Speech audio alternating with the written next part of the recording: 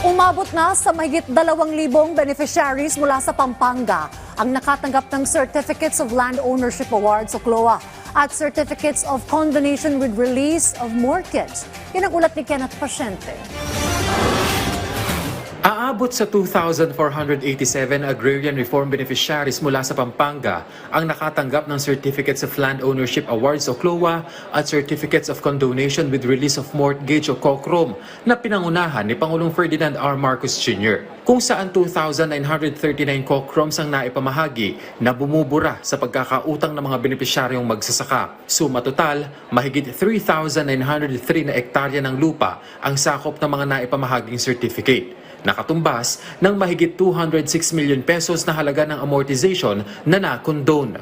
30 land title naman ang ipinamahagi sa mga piling magsasaka. Kasama na rito ang amortisasyon, ang interest at iba pang mga surcharge na nakakaangkla sa inyong mga lupang sakahan sa loob ng napakahabang panahon.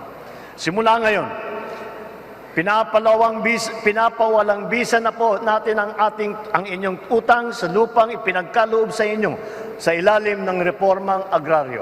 Dagdag pa ng Pangulo, hakbang ito para maibsan ang problema ng mga magsasaka na isa sa mga pinaka-naapektuhan ng nagdaang mga bagyo at pagkilala sa kanilang pagtataguyod sa food security sa bansa. Isa pa ito sa talaga na ating mga layunin. Isang hakbang ito upang pagtibayin pa ang sektor ng agrikultura at matulungan na maiangat ang antas ng pamumuhay ng ating mga magsasaka. Tiniyak din niya na patuloy na magsisikap ang pamahalaan para mas mapalakas pa ang sektor ng agrikultura sa pamamagitan ng pakikipagtulungan sa pribadong sektor. Katunayan, isa sa isinusulong na estratehiya ngayon ng gobyerno ang pagpapalakas ng seed production para di na mag-angkat pa mula sa ibang bansa sa pamamagitan ng pagpaparami ng seedling nursery sa iba't ibang lugar. Nag-i-import pa tayo ng mga seedling, dapat kayang-kaya naman natin gawin dito sa Pilipinas. Kaya't yan po ang ating bagong programa para paramihin ang seedling production dito sa Pilipinas. Hindi na tayo mag-import at kasama dyan ang ating mga magsasaka. Pinakamagandang seedling ang kanilang gagamitin sa kanilang pagtatanim. Malaking bagay ito para sa mga benepisyaryo. Masaya kami.